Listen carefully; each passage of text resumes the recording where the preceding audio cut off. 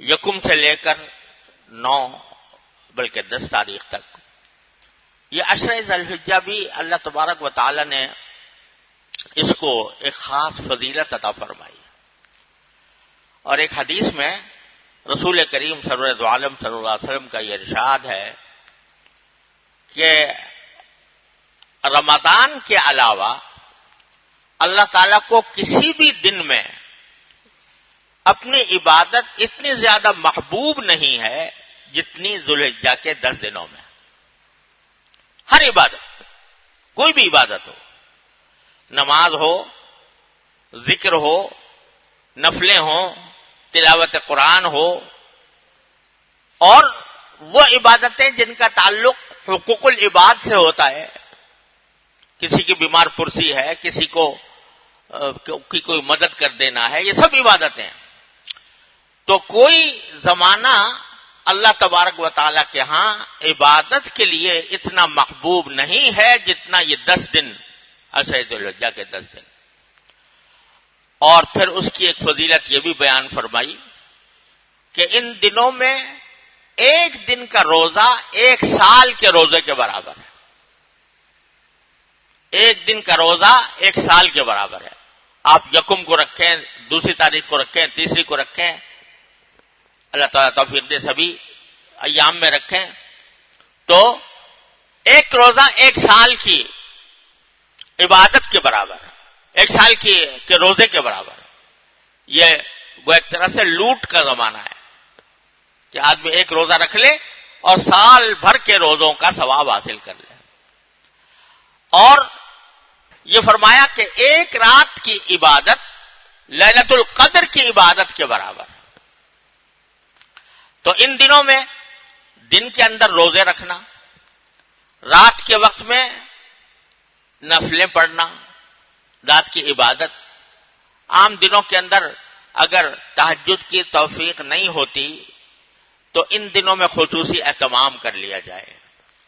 اور خصوصی اہتمام کا اصل طریقہ تو یہ ہے کہ آدمی تہجد کا اصل طریقہ یہ ہے کہ آدمی آخر شب میں اٹھے فجر سے پہلے، اور جتنی رکعتیں پڑھ سکے بہتر یہ ہے کہ کم از کم 8 رکعتیں ہوں.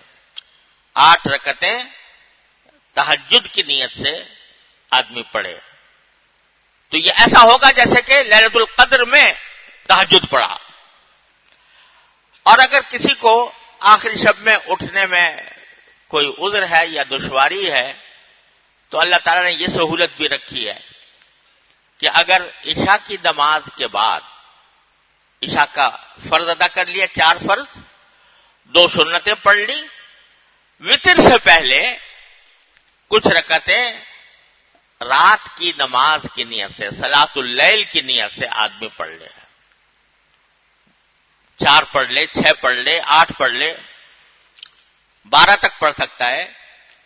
تو اگر عشاء میں بھی آدمی وتر سے پہلے 6 رکعتیں، 8 رکعتیں پڑھ لے تو یہ ایسا ہے جیسا کہ لیلۃ القدر کے اندر آدمی صلاۃ اللیل پڑھے.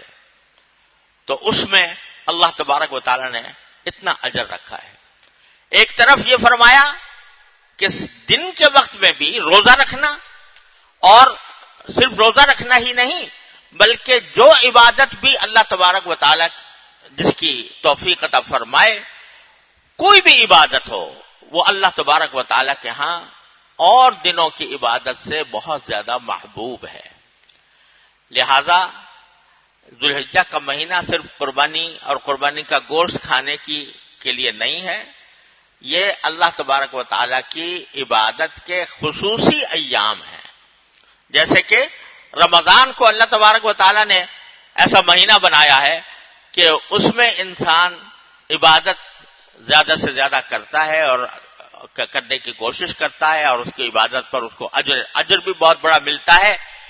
تو اسی طرح اس 10 دن کو بھی اللہ تبارک و تعالی نے ایسے ہی کہا، عشرہ ذی الحجہ. اور یہ جو سورہ فجر کے اندر آیا ہے کہ والفجر وليال عشر، اللہ تعالی نے قسم کھائی ہے فجر کے وقت کی اور 10 راتوں کی.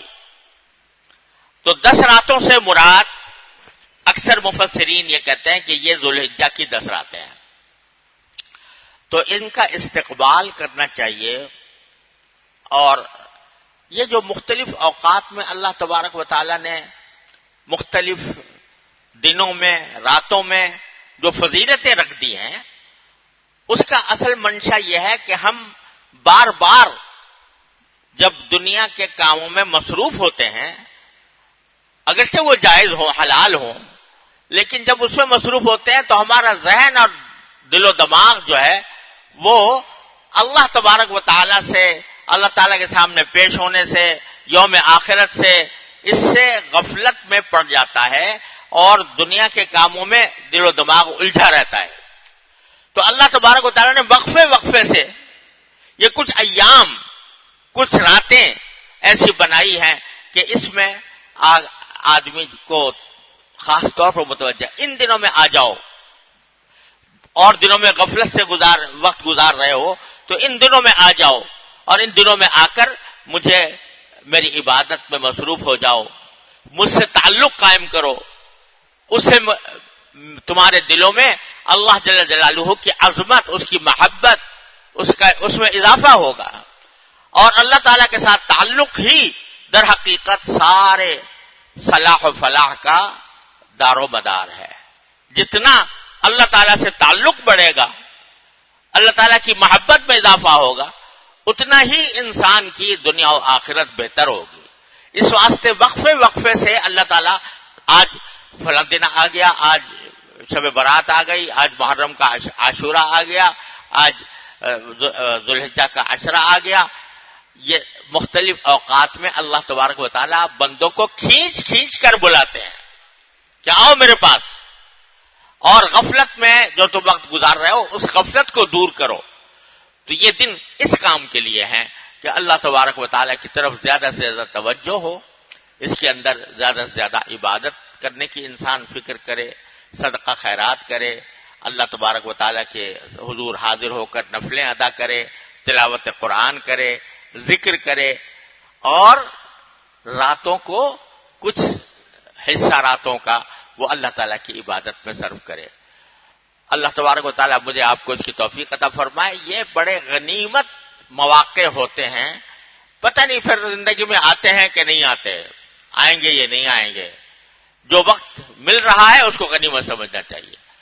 تو اب 2 دن باقی ہیں، اور میں اس وقت اس لیے عرض کر رہا ہوں کہ انشاءاللہ امید ہے کہ یا تو اتوار کی شام کو یا پیر کی شام کو انشاءاللہ یہ عاشورہ شروع ہو جائے گا. تو آدمی ذہنی طور پر پہلے سے تیار